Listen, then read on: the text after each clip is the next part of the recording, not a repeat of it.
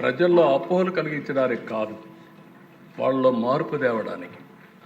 దీనిపైన పీస్ కమిటీలు వేసాం. పీస్ కమిటీలు వేసి ఏ ఊరికి ఆ ఊరు కూర్చోబెట్టి ఇది మంచిది కాదు, ఇది కరెక్ట్ కాదు, మానవత్వంతో ముందుకు పోవాలని చెప్పి వాళ్ళకి చెప్పాం. రెండోది, ఒక్కోసారి ఎస్సీల్లో డబ్బులు ఉండవు, చాలా ఇబ్బందులు ఉంటాయి, కోర్టు వాళ్ళకు డబ్బులు ఉండవు అనే ఉద్దేశంతో ఫస్ట్ టైం ఎస్సీ అట్రాసిటీస్ పైన స్పెషల్ కోర్టులు పెట్టాం. అదే సమయంలో బెస్ట్ అడ్వకేట్స్ని పెట్టి వాళ్ళ కేసులన్నీ వాదించడానికి సహకరించాం. దీనికంతా గవర్నమెంటే డబ్బులు పెట్టుకున్నాం. ప్రతి నెల రిపోర్ట్లు తెప్పించేవాళ్ళం. ఇంకో పక్క విజిలెన్స్ కమిటీ డిస్ట్రిక్ట్లో మీరు చూస్తే DVMC district vigilance monitoring committee ఓటేసి ఇవన్నీ కూడా రివ్యూ చేశాం. మండల్ లెవెల్ కమిటీలు వేసాం. మండల్ లెవెల్ కమిటీలో ఎంపీడీఓ, ఎంపీపీ, ఎంఆర్ఓ వీళ్ళందరినీ పెట్టి ఎస్ఐలు పెట్టి మొత్తం మానిటర్ చేసే పరిస్థితికి వచ్చాం. ఈ విధంగా ఆలోచించిన మొత్తం ఒక 27 జీవోలు ఇష్యూ చేశాం. ఇంకో పక్కన మీరు చూస్తే ఇక్కడికి వచ్చినప్పుడు సోషల్ ఈక్వాలిటీ కింద ఎక్కడికక్కడ క్యాంపులు పెట్టి అవేర్నెస్ తీసుకొచ్చాం. రాష్ట్ర స్థాయిలో ఒక నోడా ఆఫీసర్ని పెట్టి అతన్ని అన్ని జిల్లాలు తిప్పి ఇవన్నీ చేశాం.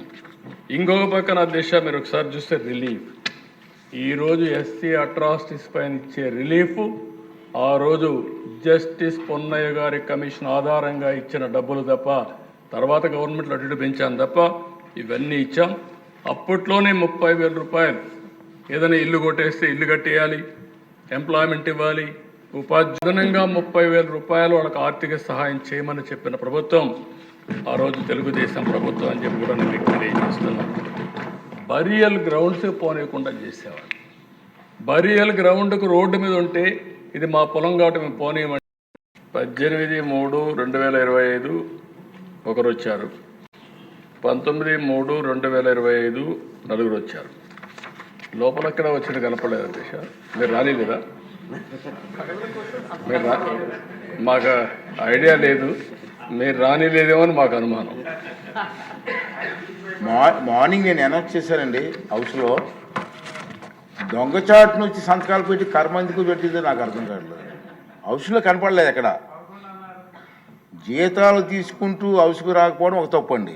గవర్నమెంట్ జీతాలు తీసుకుంటున్నారు సార్ వీళ్ళందరూ కూడా. జగన్మోహన్ రెడ్డి మినహా అందరు ఎమ్మెల్యేలు కూడా నెల నెల జీతాలు తీసుకుంటున్నారు. జీతాలు తీసుకొని డ్యూటీకి రాకుండా ఉన్న వాళ్ళు ఏమనాలి సార్ మనం? అదే ప్రభుత్వ ఉద్యోగస్తులు కానీ డ్యూటీకి రాకపోతే ఏం చేస్తాం సార్ మనం? అంటే దీనికి అంటే తెలియని చెప్తున్నాను, ప్రజలకు కూడా తెలియాల్సిన అవసరం ఉంది సార్. అంచేత దొంగచాటును వచ్చి దొంగ సంతకాలు పెట్టే కర్మ ఎందుకు వచ్చింది సార్ ప్రజాప్రతినిధులకి? ఇవన్నీ కూడా మనం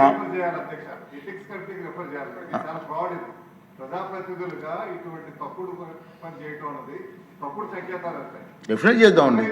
ఓకే, డెఫినెట్గా నేను ఒకసారి రూల్స్ వెరిఫై చేసి అవసరమైన రూల్స్ పర్మిట్ చేస్తే ఎథిక్స్ కమిషన్కి వెళ్దాం సార్. తప్పదు, ఇచ్చిందంటే ప్రజల డబ్బు ఇది. ప్రజా డబ్బుని జీతాలుగా తీసుకుంటూ ప్రజలకు సేవ చేయకుండా దొంగచాటుని వచ్చి సంతకాలు పెట్టవలసిన కర్మ ఇటు ఒకసారి దీనికి అవసరమైతే అంతా పెద్దలందరితో మాట్లాడి ఎథిక్స్ మన మనోహర్ గారు అంతా అనుభవం మాట్లాడిన తర్వాత అవసరం అయితే ఎథిక్స్ కమిటీ పంపిస్తాం. దీని మీద సరైన కఠిన చర్య చేస్తారు. రాబోయే రోజుల్లో ఎమ్మెల్యే తాలూకు పాత్ర ఏంటి, వాళ్ళ డ్యూటీస్ ఏంటో వాళ్ళకి తెలియాలి, ప్రజలకు కూడా తెలియాలండి. ఇది నా తాలూకు ఆలోచన విధానం సార్. Okay sir. సార్, ఈ 16వ శాసనసభ 3వ సమావేశాలను మరి ముగిస్తున్నాం. ఇప్పుడు వాయిదా వేస్తున్నాం సార్, నిర్వధికంగా వాయిదా వేస్తున్నాం సార్.